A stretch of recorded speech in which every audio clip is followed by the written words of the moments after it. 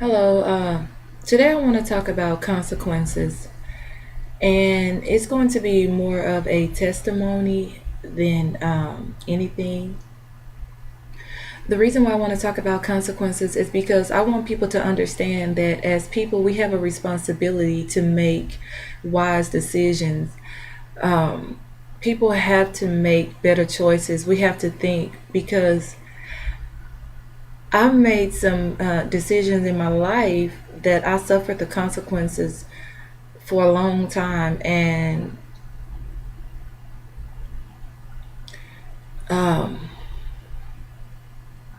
one being the worst was the fact that when I was younger, I was only involved with the one guy, but I was living with his mom, him and his mom, and I got mad and I quit dealing with him and I went home. And I was like, that's it. I'm not dealing with him anymore. Well, when I went home, I got a call from a guy that I was dealing with previous to him. And how ironic was that? But anyway, I ended up talking to him and he asked if he can come over and I let him come over and visit. He spent the night and we ended up sleeping together. Well, when I came up pregnant, when I found out later that I was pregnant, I knew that it was only the two of them, and they both were high yellow, light skin. So to myself back then, it was like, well, the funny thing is, because the baby could have come out with my skin color, but to myself, I told myself, well, if the baby comes out light bright, it doesn't matter. I could tell either one of them they the dad because I was young and dumb. And that's exactly what I did. I ended up choosing which one I felt would have been the best father. Well, I didn't feel that way. I knew which one would be a better father because he was more established. So that was the dad that I gave my son. I never really knew which one was the dad because I had slept with the both of them. Even though one of them, it was just a one time thing. But I knew it was a possibility that it was either or. Okay, well, my son was born and he was light skinned. Either way it goes, I gave him the father that was where I was living prior to that. And that turned out to be the worst mistake, seriously, of my life because I suffered the consequences for many, many years in many, many ways. And I had no one to blame but myself. So I really want to get this message to especially younger females, and it's not just young females, older females, sadly, make some of the stupidest mistakes. And I can say that because that was a stupid mistake on my part. I should have just found out which one was the dad and went with the flow or whatever because I now know and understand that we sometimes choose the worst guys to get pregnant by and have kids. So that's a whole nother topic for a whole nother video for the young females. But due to this, around the time that my son was 2, almost 3, I ended up losing custody of my son. And it was a horrible experience even dealing with the system because I didn't have an attorney. They didn't send me a court date, which was the first wrong thing. And we have to realize that people working in the system are just like us. They're made of the flesh from the time they wake up to the time they go to sleep at night.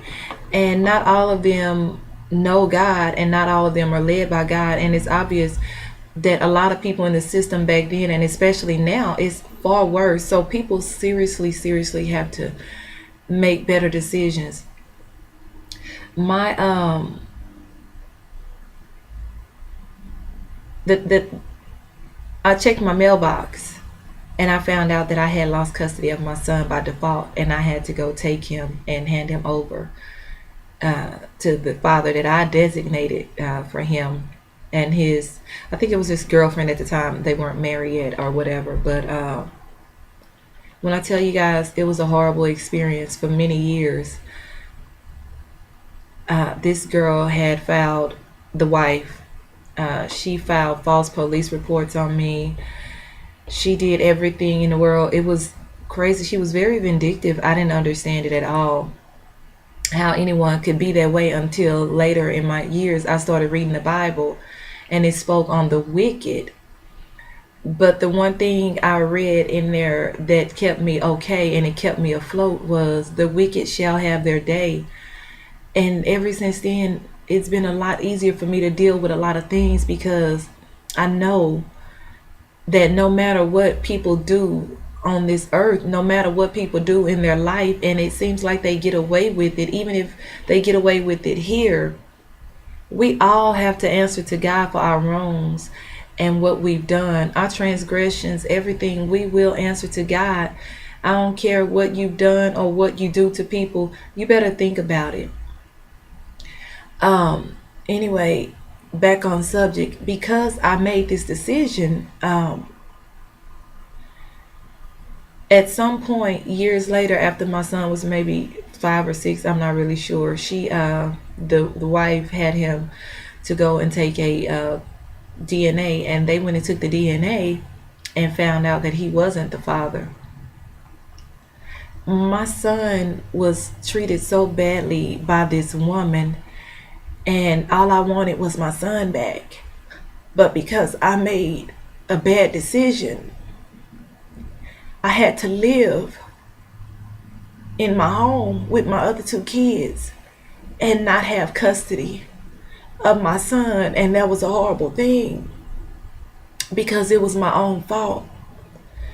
But my son had to live in a household and grow up with a woman that was constantly telling him, well, you're not his son anyway. You know he's not your daddy.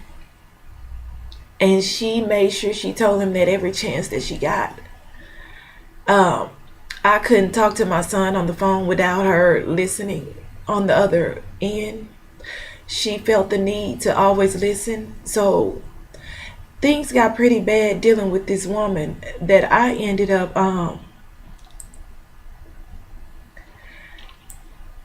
up stop calling my son, because at one point I was in court for phone harassment charges for not even the crazy part is, that's back in the day when Star 69 first came out, and when people would call you, everybody was like, Star 69, Star 69.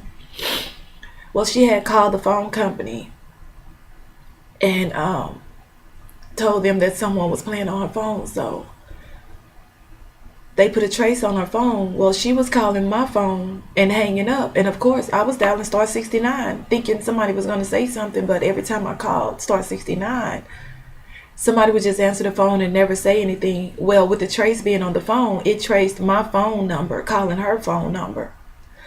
The only reason I got off on that is because she sat in court and perjured herself.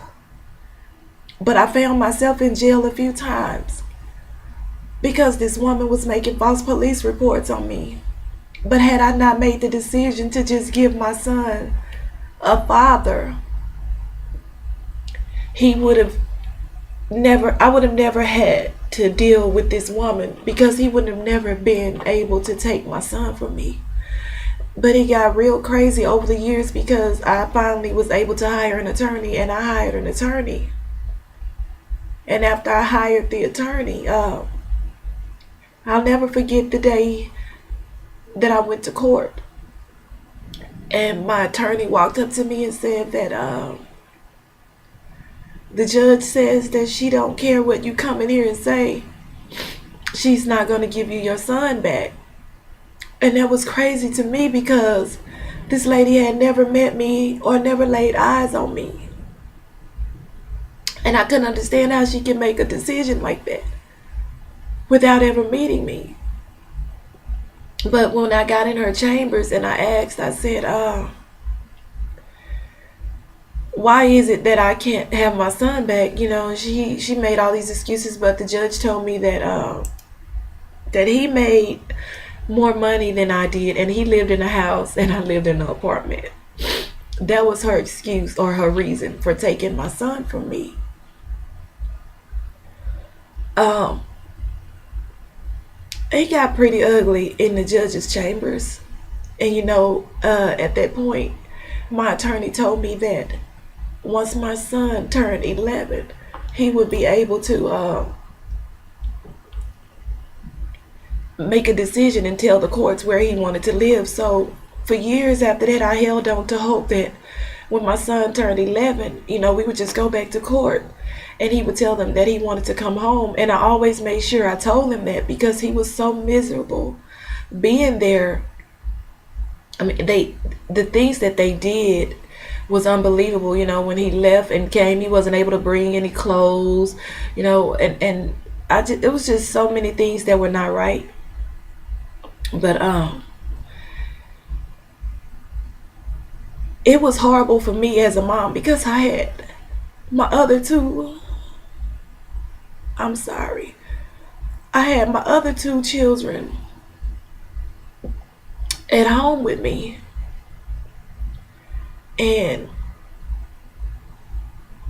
it would be hard for me as a mom not to have my other babies. So I would sometimes cry, a lot of times. But this is where it really got hard because I ended up marrying my ex-husband. And he was a horrible man. He was a wonderful provider, and people felt like because I had anything that I wanted or he bought me whatever I wanted and I had a debit card and I could shop and do what I wanted, they felt like that was just like, oh, that's the life. I wish I had a husband like that. No, you don't, because people have to understand it doesn't matter what somebody buy you or what somebody do for you, because if your heart is unhappy and you're okay with that, then you might need to go talk to God, because that's not normal at all.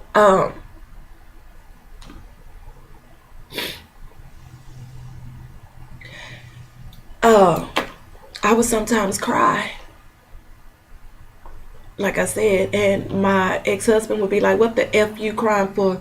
You a big old a baby, always mother effing crying. And that was a horrible feeling, knowing that I had lost custody of my son and I wanted my son. And this is what my husband would say to me, who's supposed to put his arms around me and tell me that it'll be okay. Well, then I ended up finding out that I was pregnant by him, and they ended up having to take the baby due to an accident that I was in when I was driving trucks. I had damage to my ovaries, so the baby floated outside of my right tube and was inside of my stomach growing and was tearing up my insides, and I was literally bleeding to death. And that's actually the first time I ever heard the voice of God, and it saved my life because I was in the back of the truck asleep, and I had been bleeding so bad, and I told my husband, I said, if I'm bleeding, something is wrong, because I'm not supposed to be bleeding while I'm pregnant. And while we were asleep in the back of the truck, I remember hearing the voice say, because I had told my husband, I said, I'm going to wait till we get back to Texas, because we were in New Jersey. I said, I'm going to wait till we get back to Texas and see the kids before I go to the doctor. And so when I heard the voice told me if I didn't get up and go to the doctor there, that I wouldn't make it back to see my kids. And it was so ironic because I had to pretend that I was in pain, because I knew that if I told my husband that the voice of God had spoke to me and told me that he wouldn't believe it and I was not going to the hospital. So I had to wake up and pretend that I was in pain. And when we got to the hospital, I found out that not only was I pregnant, but they had to do an emergency cesarean and take the baby. And the doctor, my husband, made a comment about the fact that that we were going to wait until we got back to Texas. And the lady said, "Oh no, she wouldn't have made it past this morning. She would have bled to death because I was hemorrhaging on the inside and bleeding to death." So that was the first time that I ever heard the voice of God, and it saved my life. But due to some things that happened while I was with that man, there are things that are wrong with me now, health wise. So I seriously ask people, please think about things in a logical sense. Ever since the things that I've suffered in my own hands because of my own mistakes, everything now for me is reality. I stay stuck in reality only because it's not a game. Life is not a game. Sometimes we can think something might be the best decision, and I'm going to tell people right now, the best decision is an honest decision. Always be truthful with yourself and other people, because some things that we do can stick with us for the rest of our lives, especially what I suffer from daily due to something that my ex-husband did to me in our marriage. And the fact that I suffered many, many years without my son, and he didn't come home to live with me again until he was 15. And that's when he finally spoke up and told his dad of all those years that he wanted to come home with me, and he allowed him to. But the crazy thing is, I didn't even tell y'all how we went to court one time and he wanted to give him back because he just didn't want to keep him. And of course the wife didn't want him. But when we got to court and the judge signed over the paperwork and gave me custody, he said, "Okay, well now you'll have custody and he'll be on child support." And he was like, "Oh, I have to pay child support?" And the judge said yes. He said, "Well, if that's the case, I don't want to do it. That's okay." And the judge crossed out everything that he wrote and changed the custody back and gave him back custody and put me back on child support. People, all because I did that when I filed papers and signed, when he filed paternity saying that he was filing for custody, and I signed those papers, all because of that, the state of Texas deemed him legally the father. So people, seriously, please, please, please think about decisions beforehand. And females, choose your baby daddies wisely, meaning live the way God said to live and stop just getting pregnant by people because it can turn out to be a bad situation. With that being said, this is just a testimony, like I said, and I pray to God that it helps people make wiser decisions, because Lord knows I've suffered from those two, claiming the wrong man as a father and marrying the wrong man. I've been a little emotional on this video, and I'm sorry, but everybody be blessed, and it was for a purpose.